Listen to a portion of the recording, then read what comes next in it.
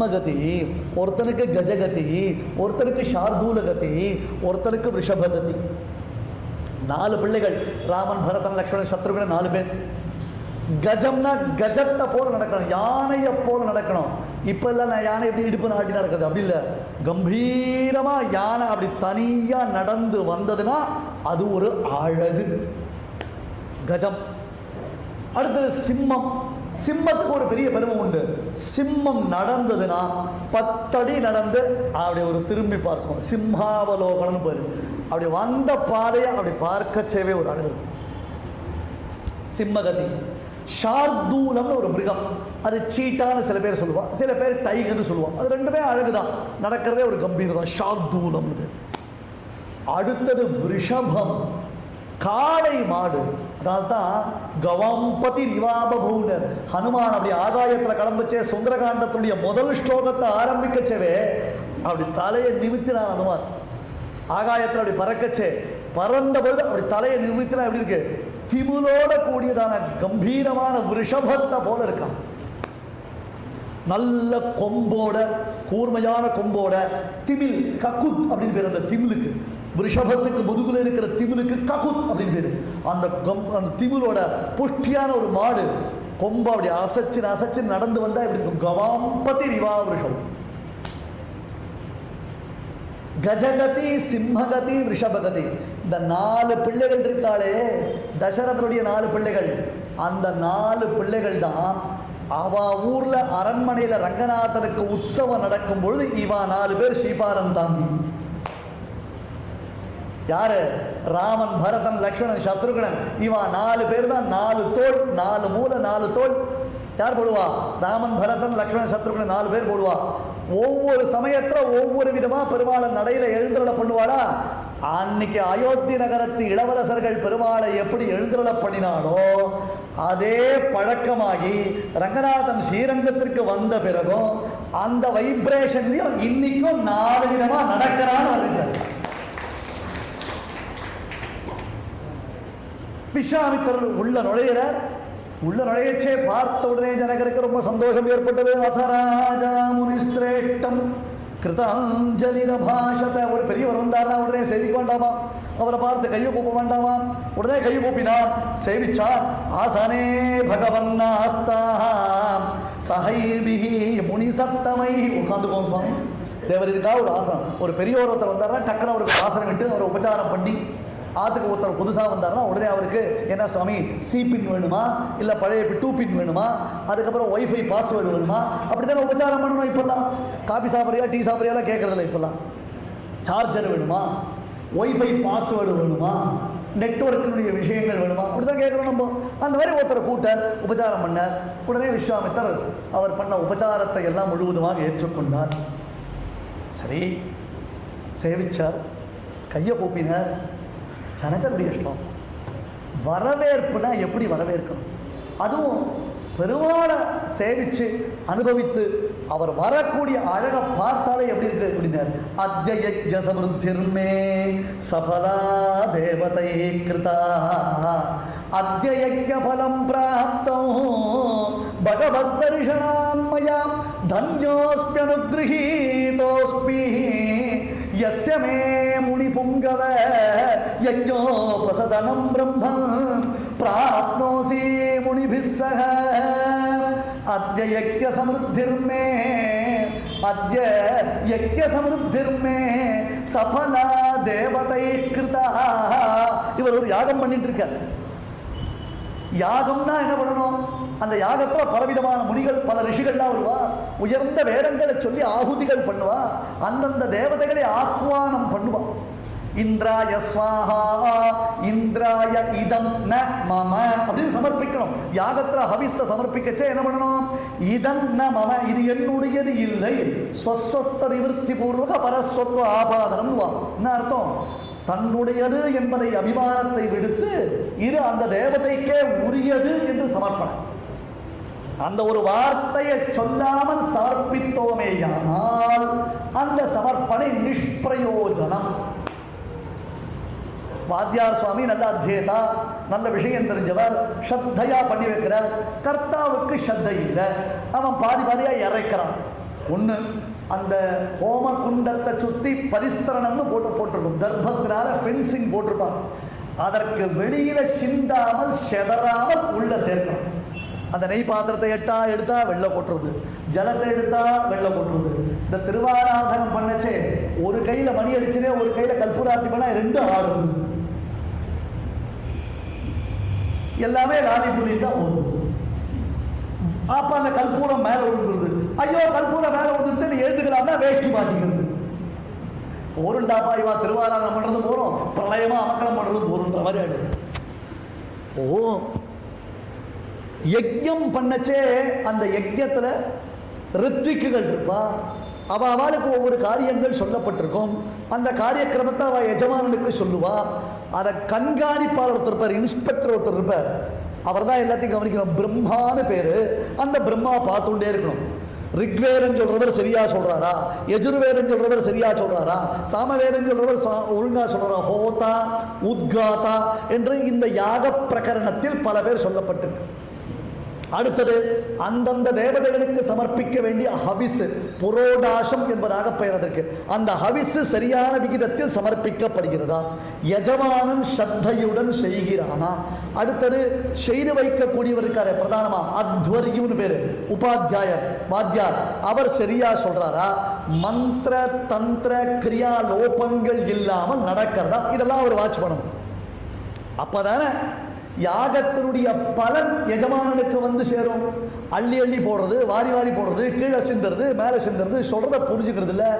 ஒரு காலத்தில் பிராணாநாயம் யாரு சொன்னால் கர்த்தாவுக்கு புரிஞ்சுது சுவாமி. பிராணாநாயம்னா பிராணாயாமம் பண்ணுவான். அதுக்கப்புறம் கொஞ்ச நாள் கழிச்சு கர்த்தாவுக்கு அது புரியல. உடனே வாத்தியார் பண்ணார் ஓம் பூஹு அப்படின்னு. ஓம் பூஹுன்னா பிராணாயாமம்னு புரிஞ்சுட்டான்.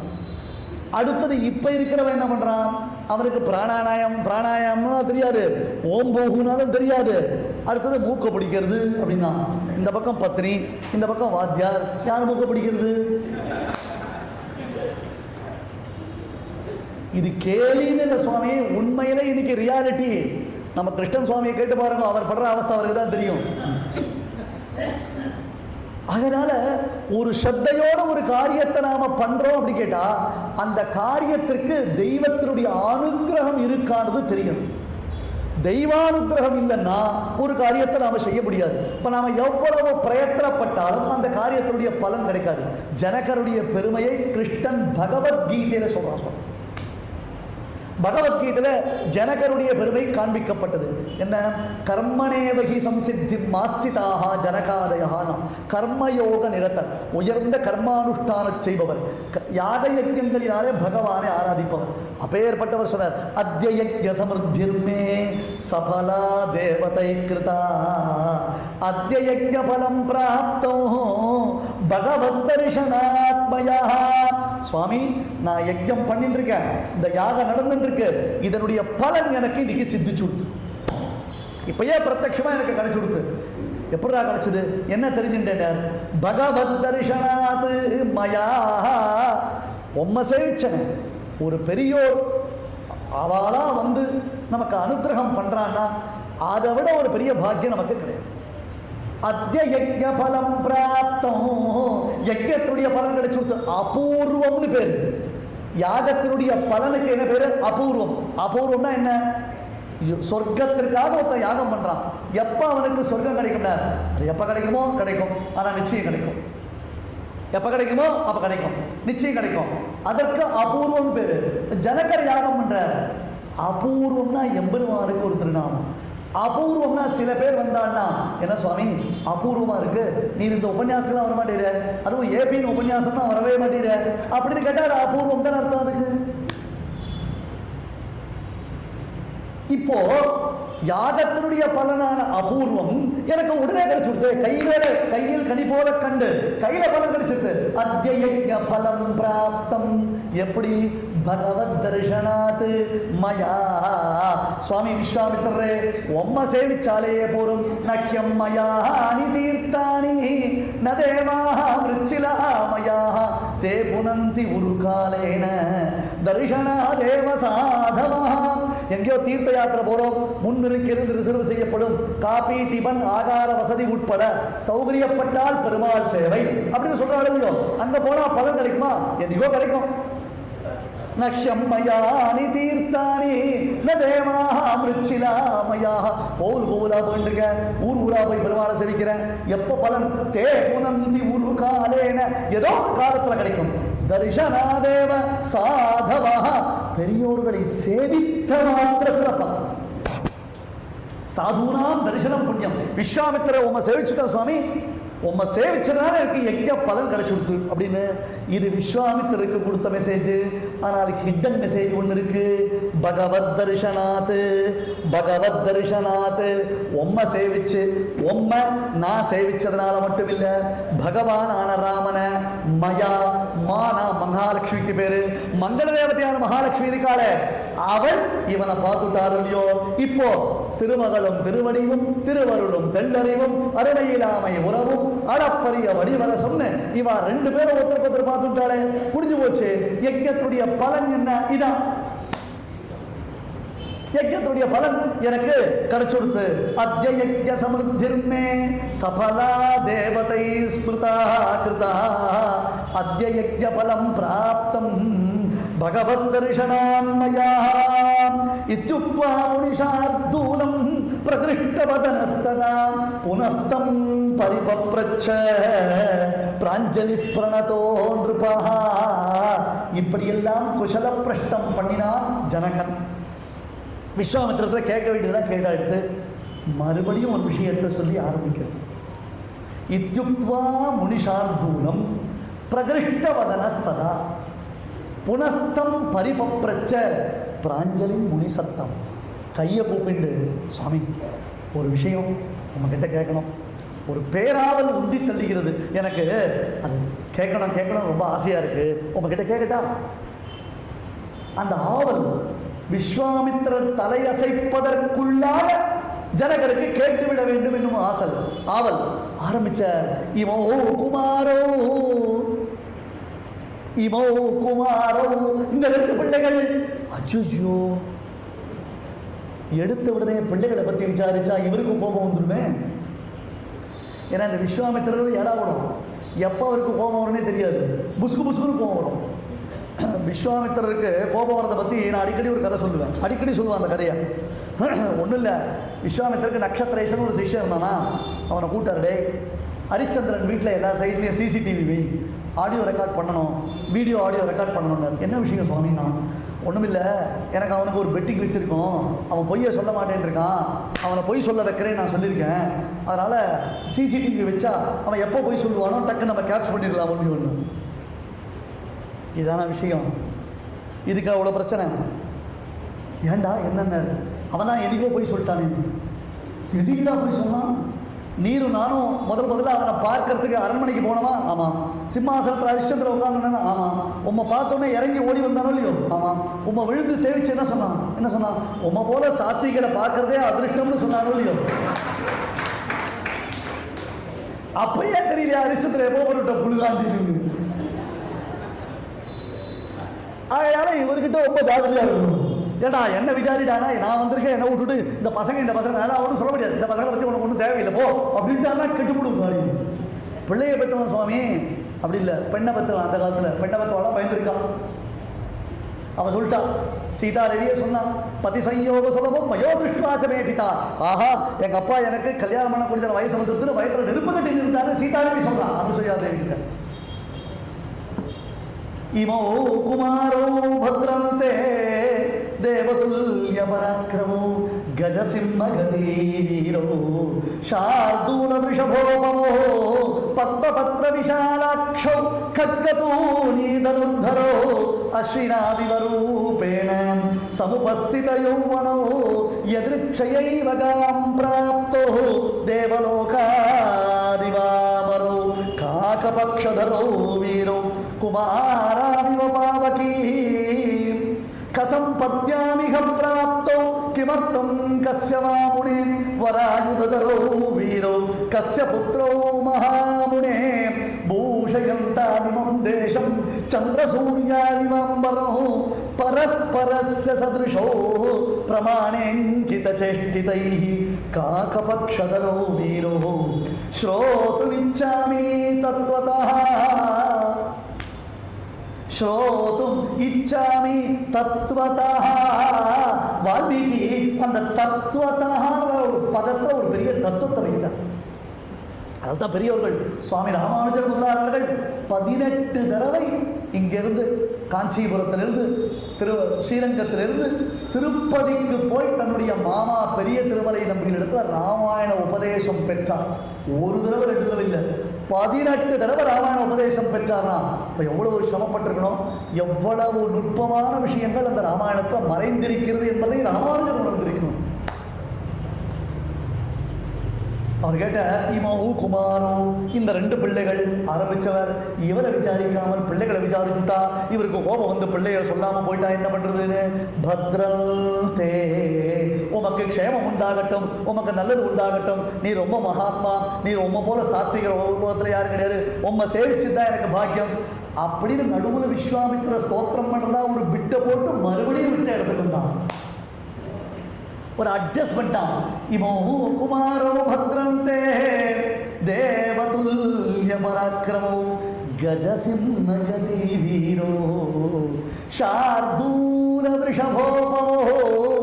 இது இன்னொரு சுவாரஸ்யம் சொல்வார்கள் பெரியவர்கள். ராமனும் லக்ஷ்மணனும் நடந்தார்களேயானால், ராமன் சிம்மகதியில் நடந்தானேயானால், அப்பொழுது சிம்மத்திற்கு எதிரில் கஜமானது எப்படி இருக்குமோ அப்படி லக்ஷ்மணன் நடப்பான். அதுபோல ஷார்தூலம் என்னும் அந்த மிருகத்தை பார்த்தால் அப்பொழுது காளை ரிஷபம் எப்படி நடக்குமோ அப்படி லக்ஷ்மணன் நடப்பானா. பண்பின் அடையாளம் லக்ஷ்மணன் தெரியுமோ? ஆஞ்சநேயர் கேட்டார், இவர் யாரான்னு கேட்டார். ராமனை பார்த்து லக்ஷ்மணன் இடத்துல இவர் யாரானார். நல்ல காலம் இந்த கேள்வி என்னை பார்த்து கேட்ட, எங்கள் அண்ணா கிட்ட கேட்டா இவன் என் தம்பின்னு சொல்லியிருப்பான். நான் ராமனுக்கு அண்ணாவா பிறந்திருந்தா கூட நான் ராமதாசன். அகமஸ்பியவரோ பிராதா குணைந்தாஸ்யம் உபாகதா. நான் ராமனுக்கு தமையனாக பிறந்திருந்தால் கூட ராமதாசனா இருந்திருப்பேன். ஏன் தெரியுமா?